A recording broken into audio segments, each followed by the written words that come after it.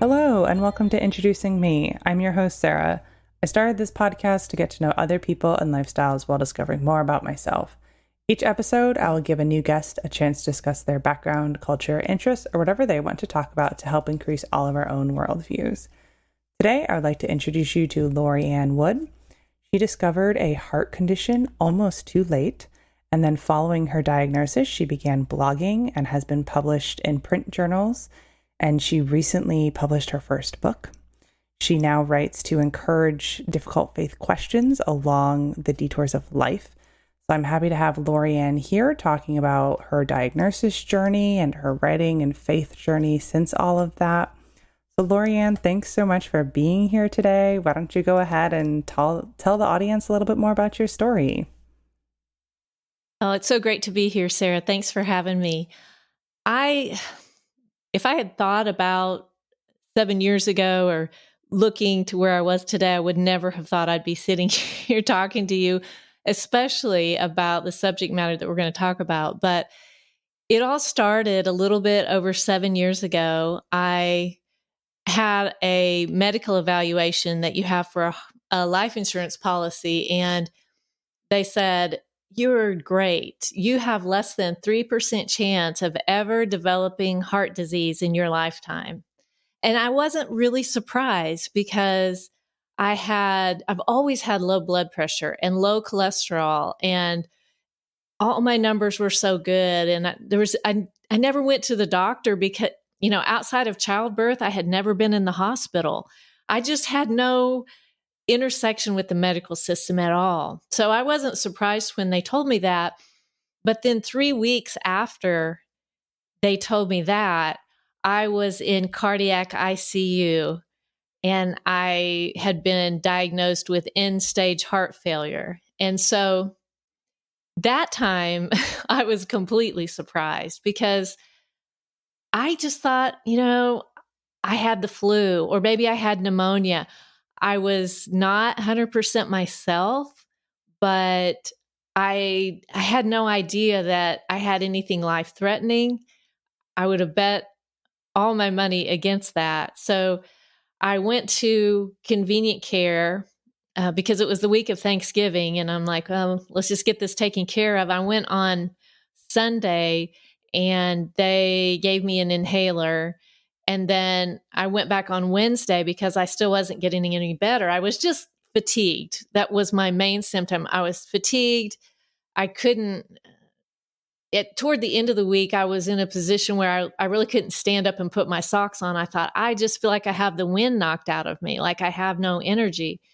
And, but I went to see finally after that second convenient care visit, and they gave me an antibiotic on that one. But after that visit, I finally went to see my PCP on Friday, and he immediately listened to my heart, and he said, "If we're lucky, it's pneumonia."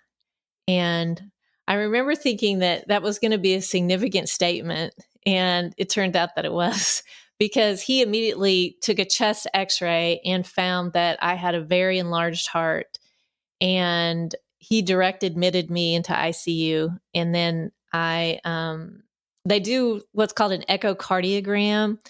It's like a sonogram of the heart. That's the most common way to determine how your heart is functioning. And so they did that echo and found that my heart was functioning at 6%, which to most of the nurses, almost all the nurses that we came in contact with those 2 weeks in ICU initially were just shocked that I had walked in on my own, but they were also very emotional to see me. And I didn't feel that bad. I was in there playing games with my kids in the hospital bed, and we were watching movies, and I felt tired, but I felt like they're on it now and we're going to get this resolved and I'm going to go home. And, the doctors instead were thinking she's never going to leave the hospital. And they didn't tell me that until much later. But at first they said, go home. We're going to send you home with a life vest, which is an external defibrillator vest that you wear. And it has a camera-like device that you wear around your neck so that if your heart stops beating or has an electrical problem, it'll shock your heart from outside your body. And so I wore that, and they gave me a lot of medication, and we worked really hard to gradually increase the doses on that. But I still wasn't getting any better. And I was flown to Cleveland Clinic and became my doctor's most critical patient there for a year and a half. And if anybody's has anything to do with the heart field and medicine, they know that Cleveland Clinic is the top heart hospital in the nation, if not the world. And so when my doctor there told me first that I was her most critical patient, and then second, she told me just this past year, she said, when I first saw you, yours was the largest heart I'd ever seen. And I was just kind of floored to know that. But at the time, I was just thinking, still, I'm going to get better. I'm going to get back to my life. This is all going to turn around. And I never got any better. So at 9 months, they did an internal device. I got to take the life vest off after 9 months, and they did an internal device that is a pacemaker and an internal defibrillator made for heart failure. And then I just kind of continued on. I was hanging on, but I wasn't getting any better. And 16 months to the day that I was diagnosed, that weird Friday, I came down with appendicitis on top of everything else. And nobody wanted to do surgery on me. They're like, not going to touch surgery with the heart that's functioning at that low of a level. So they said, we really need to get her appendix out, though. So let's look at her heart again and see where we're at, and then we'll make some decisions. They did another echo and found that my heart was functioning at near normal. And I think I was more surprised then that my heart was functioning at almost normal than I was when I was first diagnosed. And I thought, well, there's my story. You know, I had this shocking diagnosis, and then I went through this hard time, and now I'm back to normal, and I get my story. But what happened, that was not the end of my story, because about 3 years ago, my heart function dropped, and I found myself in active heart failure again. And since that time, when I came off that normal reading, I've come down twice more. My heart function has fallen twice more. A couple of months ago, I got a new device installed at the Cleveland Clinic. And so that's sort of the nature of heart failure in general. I wanted it to be something that they could fix and we could move on, but it is actually a chronic progressive disease. And, for most people, medical science can manage the symptoms with drugs and devices and lifestyle changes. And for some people, they can slow down the progression, but ultimately it only goes in one direction. And so that's been the story. That's the medical story that prompted everything that came after that and prompted the book and all of the changes there. So when you first were flown to the Cleveland Clinic, did you end up being there for a year and a half, or was it like you were kind of coming and going? Right. I was coming and going. So I was flown there. Another kind of strange part of that story is I got on the plane to be flown there, and it's a smaller plane. And so you're walking up the steps from the tarmac, and I passed out. And my husband called our PCP. The medics came in, and they said, you can't fly. You can't go. And my PCP said, make them take you. This is your only chance. You go to Cleveland Clinic, or you're going to have to come back here and wait in our local ER for a couple of hours. In 2 hours, you can be in Cleveland. Go. If it was my wife, I'd go. And so we went there. And my doctor at that time she's the head of transplant, and she specializes in women's heart failure. And she told me that, she said, I know I can help you. I just don't know how much I can help you.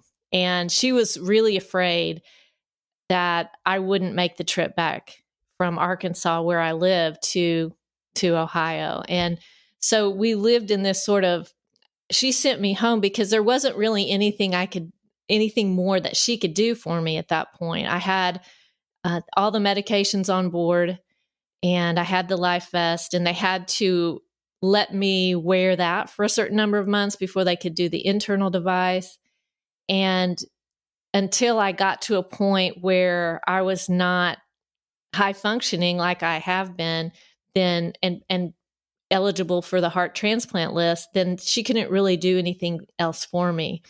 But she said later, she said that every time they got a phone call from me or from my local doctor, she said, I thought we lost you because I just didn't see how I could send you back and that you were going to survive.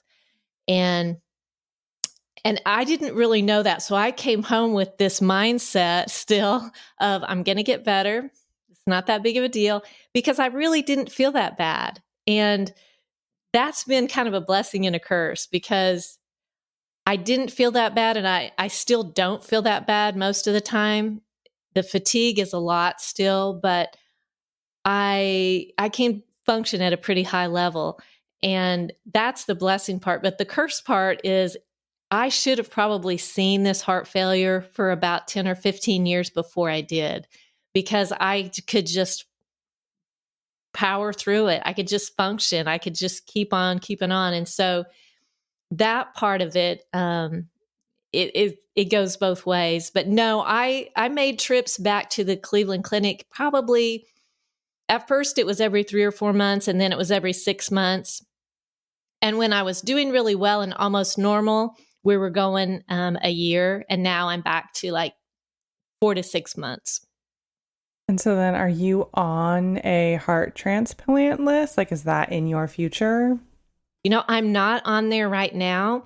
I go back to Cleveland in October.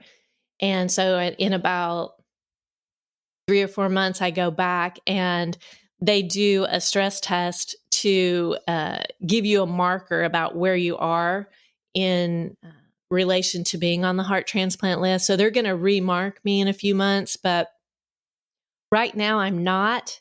And the reasoning that my Cleveland Clinic doctor told me is she said, if I put you on the list, there'd be a lot of people really mad at me because you're getting by so well. And even though my numbers look bad, most people that have these numbers are like on oxygen all the time, or they're not able to get out of bed. And because I can, for some reason, can handle that, she said I wouldn't feel right because there's such a shortage of hearts. And I understand that. So we're hoping that, I can, she told me that my heart function would not go up. My best hope is to hold steady where I am. And so we're focusing on that as long as we can to hold steady, keep checking back in, and then kind of make the decision as it comes about. And so you have this implant inside of you to monitor, make sure things are well. And you mentioned how it has dropped a couple times since that study. Good point. What are those moments like for you? Like, what are you feeling and what is your response? Like, do you then need to immediately fly to Cleveland or? The funny thing about this is that I feel like it's always a surprise every time I go in and get this echo every 6 months now. It's always just a surprise to see what it's going to be because I can't tell the difference really.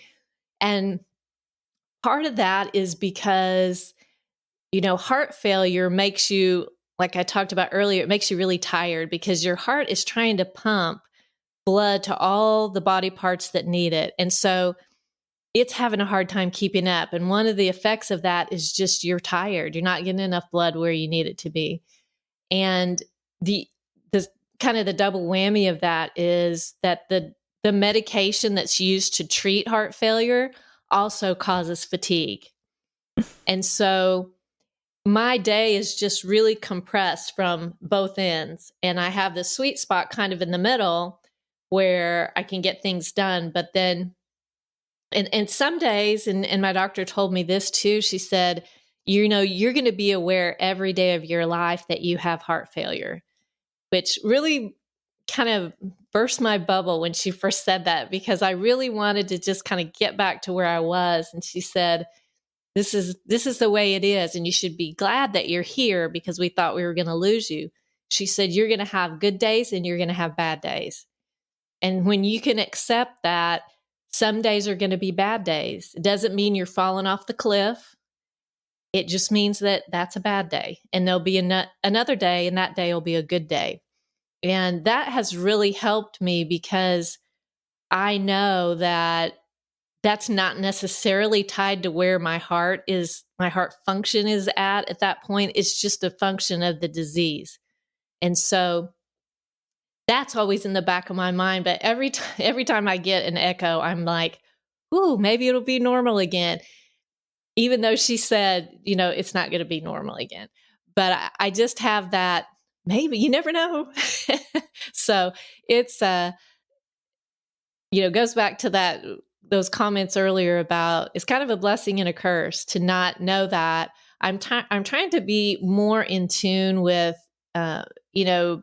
what my body's telling me, because I think for a lot of years, I really kind of ignored some of the things and made excuses for them. So I'm trying to be more aware of that. And at the same time, hold in the other hand, I'm trying to make the most of the day that I have. So it's kind of a balance.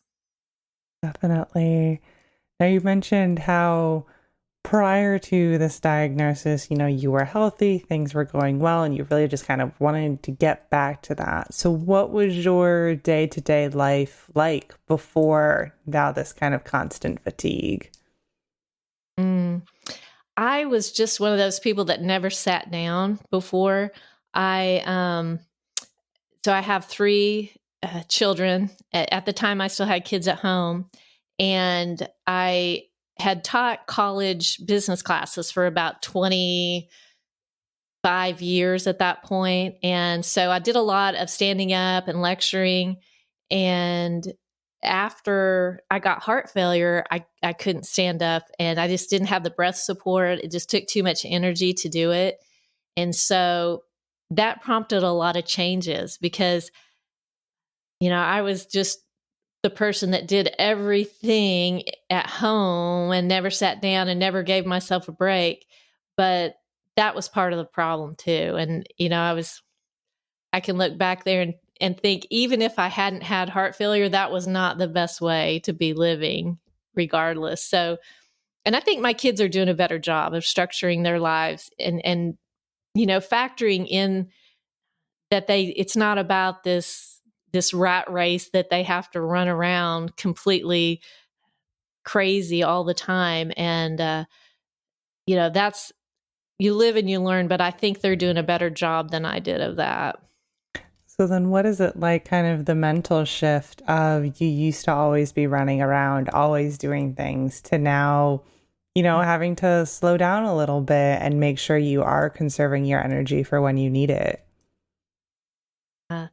That was a hard mental shift for me, because, I mentioned before that I just had this idea from the time I was diagnosed that I was going to get back to my life. And I had plans and I had things coming down on the horizon, and I just was pushing for that. And it took me a long time, several years probably, before I realized that these closed doors that I was running up against were really a blessing to me. They were something that was not, it felt harsh when I felt that door slam and I couldn't lecture anymore, or, I couldn't do all these things that I wanted to do. But when that door shut, it helped me focus onto the doors that were still open. And it helped me define it, because, one of my weaknesses my whole life is just having too many choices. My mom was not a fan of me getting the huge Crayola box, because there were just too many choices, and it was better if we could narrow it down. And so, even in college, when there were so many majors, someone needed to just help me really to narrow that down because I wanted to do everything. And so now as I'm, facing this, the last, few chapters of my life, I'm looking at it and thinking, I'm so grateful that some of those doors have been closed and that focus has been defined for me, because now I know exactly where to go. Now I know exactly, how to spend my time and what needs attention. And before, it was too much for me. And so those closed doors, at first I didn't see it, but have really been beneficial in the long run to me, even though I really did not like them at the beginning. And it sounds like, doors have also opened at the same time in your writing and publishing. So do you want to kind of walk us through why you started blogging and what that has been like for you? Yeah. So when I had this diagnosis, the first thing that I started to struggle with was questions, because as I mentioned before, heart failure is a really inexact diagnosis. It can be caused from a lot of different things. Some people get it after they give birth to a baby. Some people get it from chemotherapy. Some people get it as a result of damage from a heart attack. I had none of that. And so I wanted to know what caused this. How did this happen to me? Because I ate healthy, I exercised, I didn't have family history, I had no risk factors, and I had all these questions. And my doctor early on, she said, it doesn't matter. It doesn't matter. We may never know what caused your heart failure, and it won't make any difference going forward in how we treat you, which made sense to me. But there was still something inside of me that wanted to know. I wanted an answer, because one of the things that I found as I was blogging and writing is that I had placed so much value in answers all my life. And I say that in opposition to questions. I thought questions, and I don't know if it's, it could be part of my business background, or it might be our generation or our society. And it's probably a perfect storm with my personality, but I always thought that questions were a sign of weakness. That when you have a question, it means you don't know the answer. And so don't ask a question and just let it float out there, because you don't know where that's going to land and it's going to make you look bad. And so I really backed away from questions for a long time. And one of the things I learned through this is that sometimes the value that you get is in asking the question and having permission to ask the question. Even when there's not an answer you're going to get, it gives you permission to examine it in your own mind. It releases that weight from you of, oh, what is this? And how do I move forward? And when she said, we may never know, I did feel a little bit of relief, even as she said that, oh, we don't know. And we don't have to know, and we don't have to chase it, and we don't have to worry about it because we don't know. And, she said our best guess is that at some point during the last 15 years, a virus attacked my heart. And this was very pre-COVID. So that was something that seemed very strange when she said that. But I've learned to just kind of hold these questions and look at them as something that can really strengthen your faith and really strengthen your character, because you're allowing those questions to sit there and you're allowing them to exist without having to chase them all the way to the end, chase them all the way to that answer. And that was a really freeing time when I could do that. And so that's one of the things that definitely I've been writing about, and it's a big part of the book that I wrote. And so, and I'm still learning, because I'm still asking a lot of questions and still hoping for answers most days, but getting to the point where I'm comfortable with not getting answers all the time. Yeah, that's definitely something that is hard, I would say, to deal with. Not having answers, but the fact that you're kind of coming around to it and realizing it's now part of your life seems like it's working. Mm-hmm. Yeah, and one of I think as I look back at other parts of my life where, when I realized what I was doing and avoiding questions unless I already had the answer, I think I did that a lot when I was raising my kids too. Like I didn't want them to ask me a hard question if I didn't already know the answer. And so I would kind of shut them down like, oh, let's don't go there.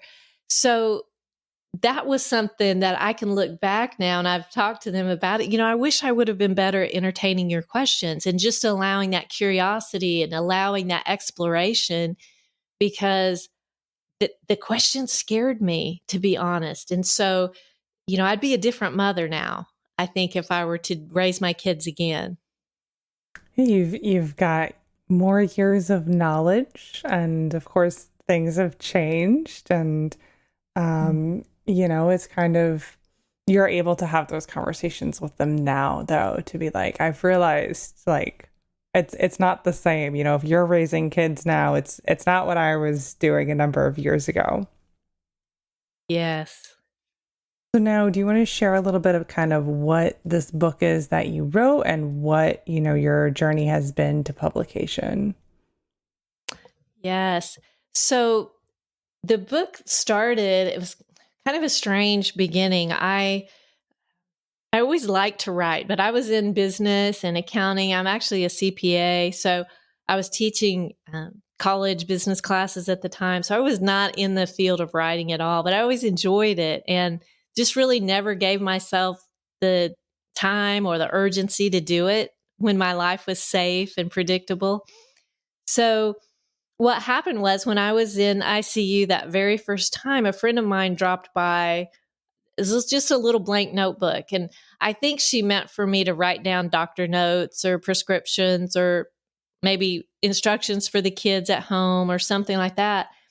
And what it became instead was as I was getting woken up in the middle of the night constantly in ICU for different reasons, I would just write down questions and complaints and really just pour my heart out that I didn't understand. I don't know why I'm here. How could this be happening? And from there, and I put that notebook, I sort of closed it up and put it aside for a few months, and I didn't really expect to ever open it again. It became this sort of journal, but I didn't want to ever open it again. And my husband was the one that said, you need to be writing all this down. Everything that's happening, you need to be writing down. And I didn't want to relive it.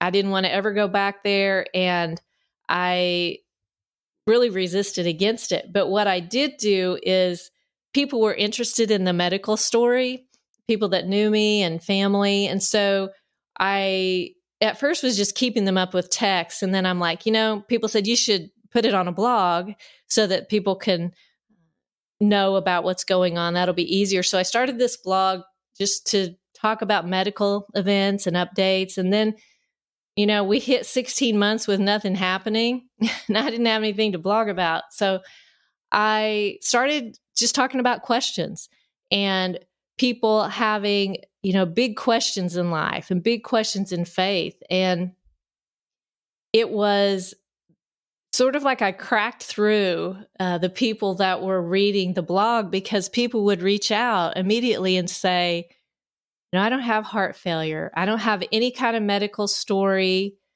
but I have this difficult marriage, or I lost a child, or a miscarriage, or there's this difficulty at work. I'm going through a bankruptcy. And they said, all of these questions that you have, even though they came out of your medical story, they apply to me too. And then I knew that the questions that I was asking were bigger questions than just about me. And they were bigger than about my heart failure.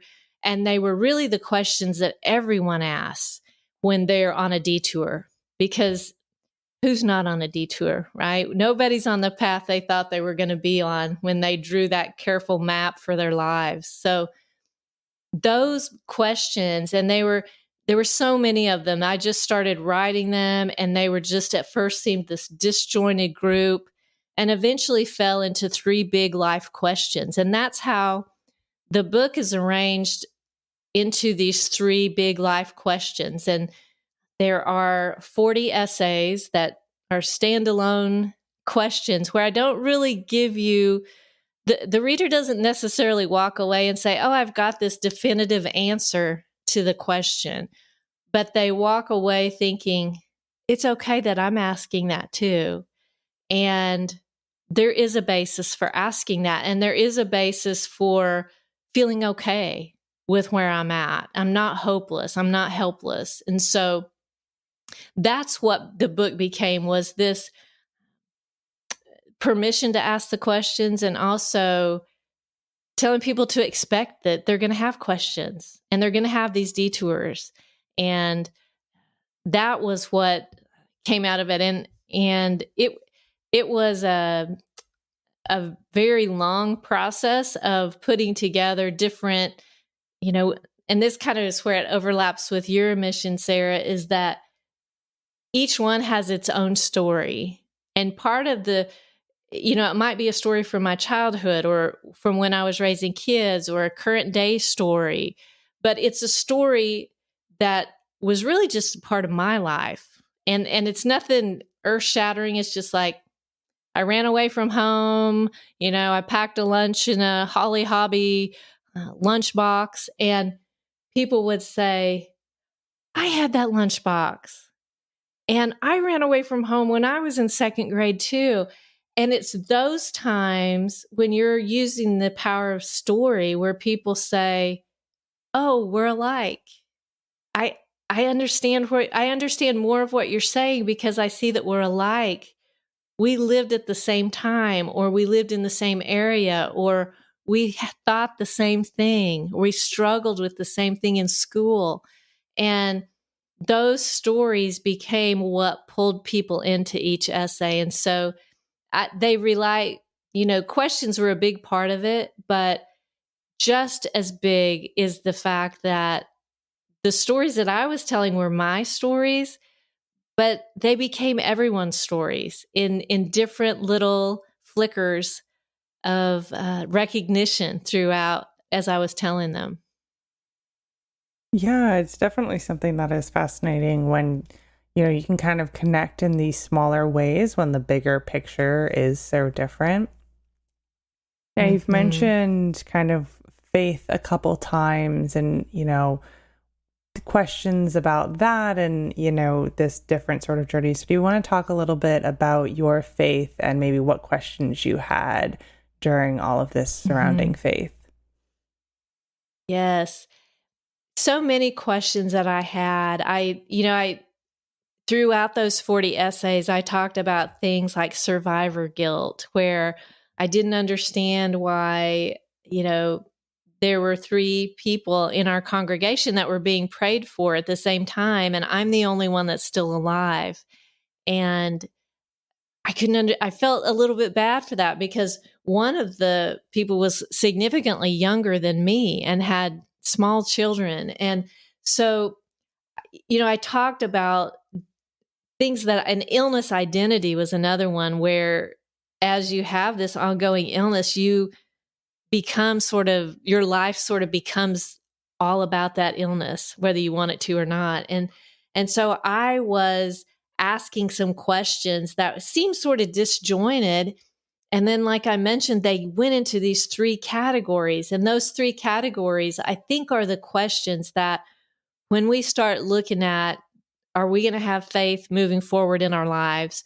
Are we going to, make sense of our life through the lens of faith? There's 3 questions that we have to confront. And that first question, the first section of the book is this life all there is? And I think at some point, those questions sort of nag at us in the back of our mind.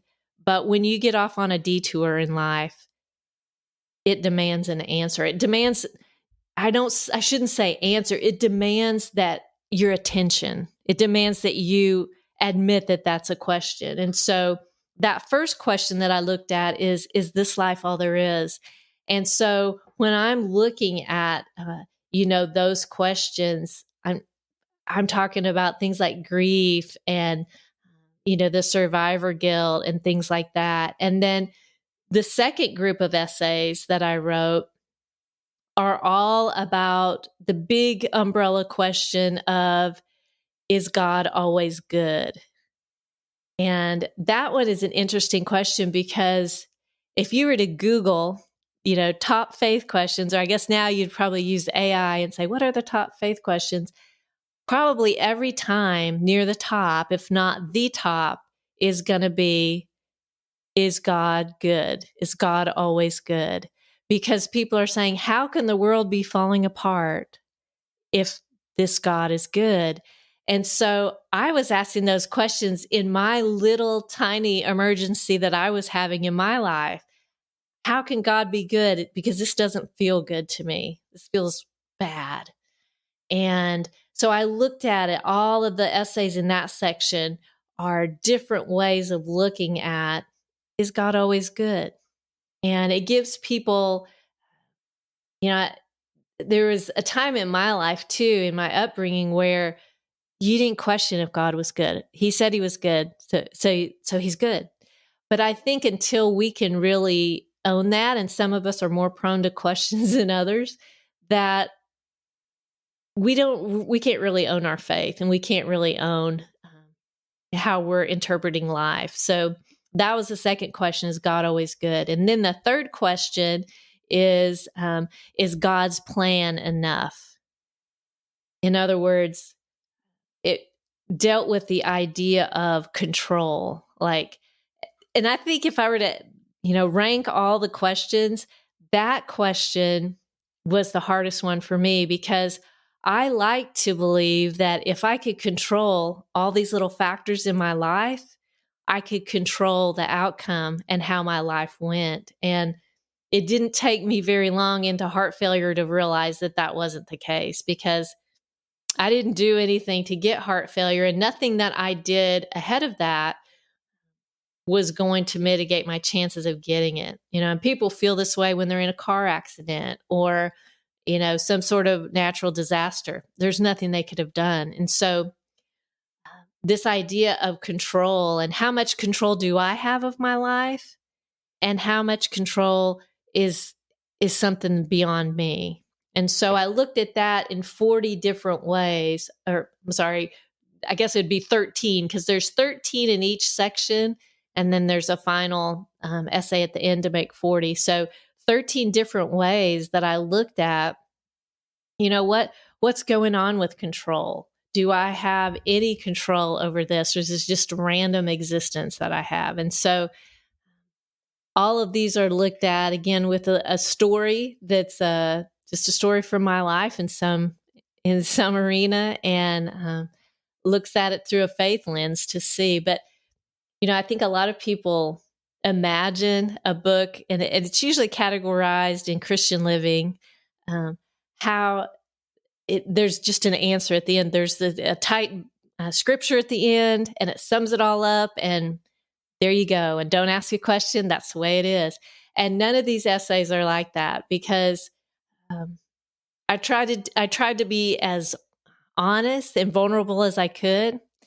And because I was at first embarrassed to be this old and not, and still be asking these questions, because I've been a Christian all my life. And so I wanted to give that permission for people, even people who had been believers for a really long time, to say, when life gets hard, it's okay to still ask those questions. And so those are the three that all of my writing seem to want to go into, are those three life questions. And did you, while kind of like working on the book and thinking about these big three questions, did you ever kind of like think back diagnosis? Were you having those questions then, or did it really kind of all come from this change in life? That's a really good question. I think uh, let me say this. My mother, I was raised in a Christian home with a mother who never had an inkling. If she did, I never knew it. Inkling of a doubt about God's existence and his power and his ability to change world circumstances. And she was a wonderful example of that. And then I married a man who had that same spiritual DNA. And they know that they know that they know. But I can look back at my life and I can say that I've always been someone who, like, I may wake up tomorrow and be like, okay, let's think about this again. Is this true? Can I believe this? Is this worth staking my life on? And I revisit it over and over and over. And I used to kind of be like, ugh, I wonder why I'm like that. That feels weird.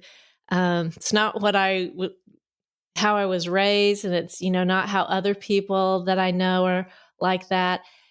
And I started to realize that a lot of people are like that. And I don't think that makes you any less of a believer. It doesn't make you any less, valuable, because we just come to faith in different ways. Some people have this certainty and some people come to it through questioning. And so I think all my life I've probably had those questions and I pushed them down and thought, when I'm not quite so busy, I'll think about those a little bit more. And what happened was when I got my diagnosis, it was almost like I had this, real expensive vase that someone had passed down to me, like this family heirloom. And my life was just a wreck at that point. I didn't know if I was going to live. I didn't know what was happening. I was hoping to make it to see my children graduate. They were saying I probably wouldn't. And I thought, what do I do with this vase? This faith that I have is so fragile now. And my tendency and my first thought was, I'm going to put it up somewhere safe. And I'm going to come back to it. When my life comes together, I'll get the vase down and then I'll put it back out on the coffee table where it belongs. But right now, it's too fragile. And the risk that I ran by doing that is it was going to be real easy to put that vase up there on the shelf and never come back to it. And I may have done that. But what I did instead is, because of that journal and because my husband was saying, you need to write all this down and you need to be keeping a journal, I had to get it down. I couldn't keep a journal without getting that vase down and saying, oh no, we're going to talk about this. We're going to wrestle with it. You're going to tell me, or we're going to talk. And that helped me really hang on to my faith at a time when it would have been so much easier to just walk away. Right. That makes a lot of sense. And I think the analogy you just shared there really helps to visualize it and kind of everything you are going through. Now, you've of course mentioned how, your husband encouraged you to write throughout this. And you've mentioned your kids, they're now grown. What was it like for your kids for you to get this diagnosis and to hear things like, we don't expect her to see you graduate?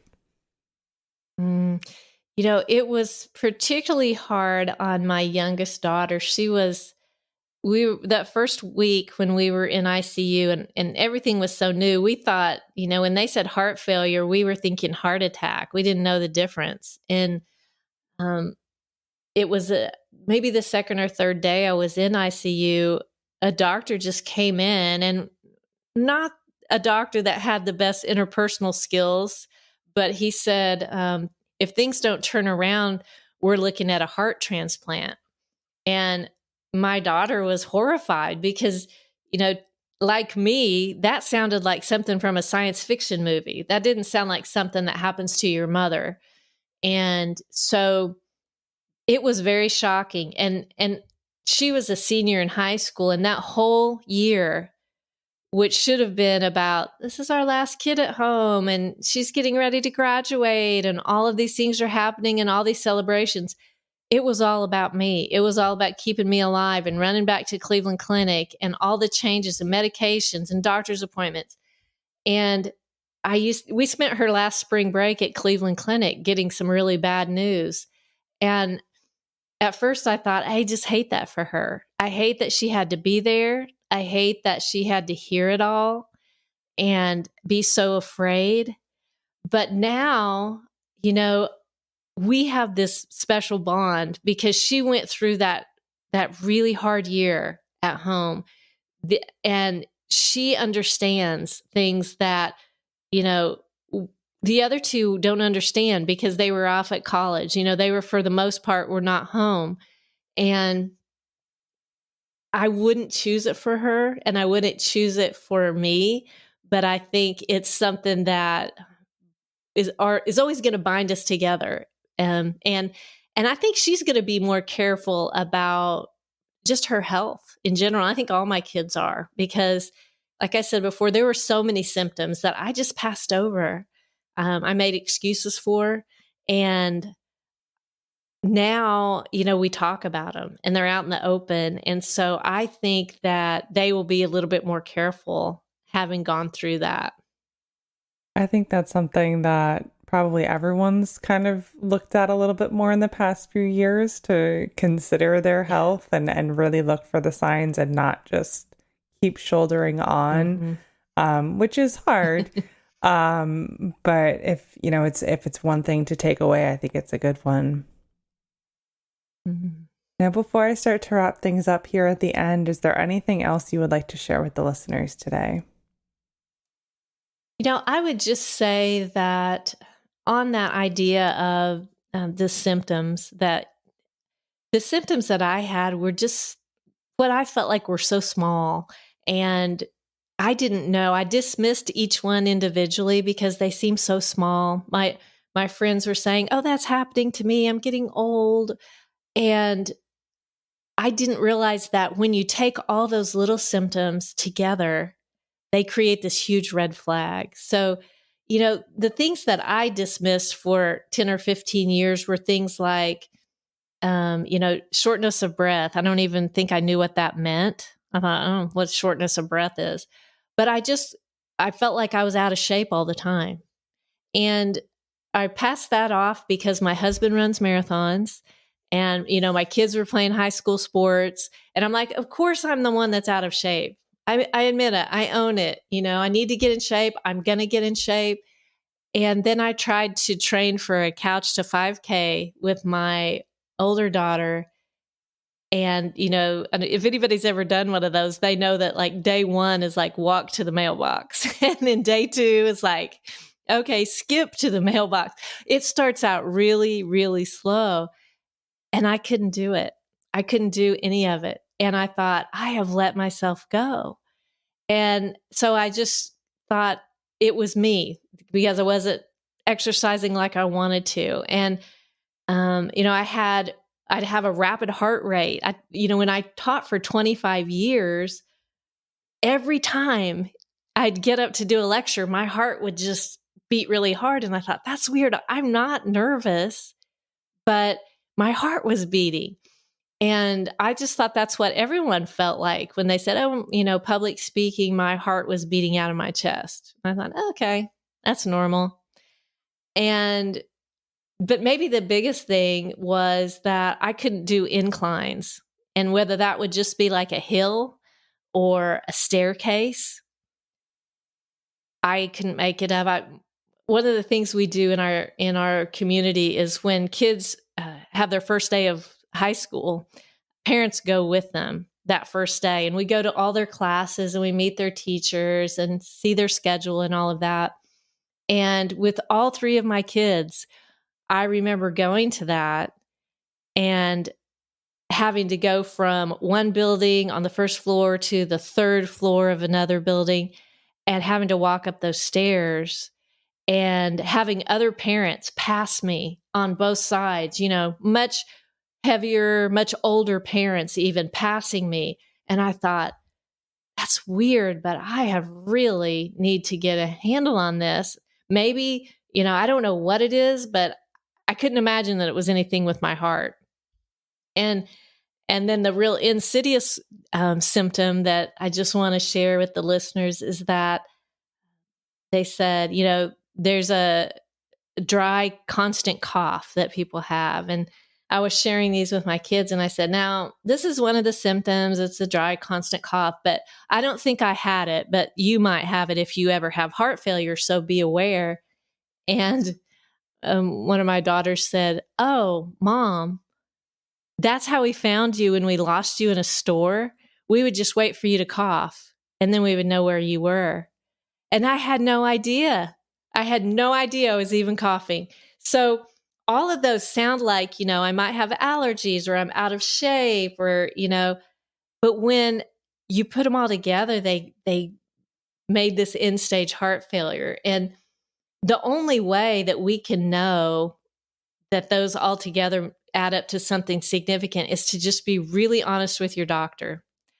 I was kind of embarrassed and thought, yeah, I'm out of shape. I'm not going to tell him that. I'm not going to mention that. Yeah, I know. I'm out of shape, gained a few pounds. I get it. And if I had shared those with him, we could have identified this much, much earlier, because he was a very intentional doctor and felt really bad when he finally did see it. But it wasn't his fault because I just wasn't sharing. So just for people to be aware, and hopefully it's nothing. And, especially now with televisits and all the things that we can do without actually physically going into the doctor, I just encourage people to just share those and say, this is probably nothing, but I just want to share this and document it so that it's in my record, but this is happening. And that can go a long way, because heart failure and a lot of diseases can claim this, is that the earlier that it's diagnosed, the better outcome that you'll have. Yes, and I really appreciate you, sharing those symptoms and hearing them add up, and that bit of advice there at the end. I think it's really important for people to hear. Now, at the end of all my episodes, I do ask my guests a random question. So my question for you is, what sort of useless trivia do you know? Oh, useless trivia. Oh, I have it. When I was in 5th grade, my science teacher had us say 2 facts every day when we came into science class. And at the time, I thought, I'm going to use this one day because he's making us say it every day of 5th grade. And I never did use it except for right now. So this is my moment to use my 5th grade science facts. And that is that sound travels at 186,000 miles a second, and it's 93 million miles to the sun.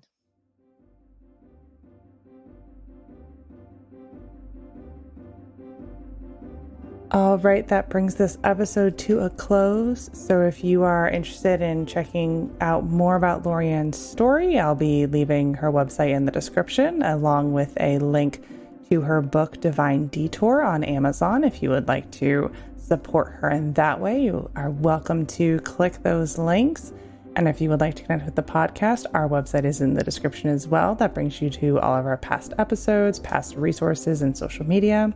We are on Facebook, LinkedIn, and Instagram, so feel free to go follow those pages. And if you'd like to be a guest on the show, my email is in the description. That is always the best way to reach out to me. And if you would like to support the podcast monetarily, there is a link to do that as well. So thank you so much, Lorianne, for spending time with me today, and to my listeners for taking the time out of your day to hear a new story. Until next time, bye. Thank you, Sarah. Such a blessing to be here.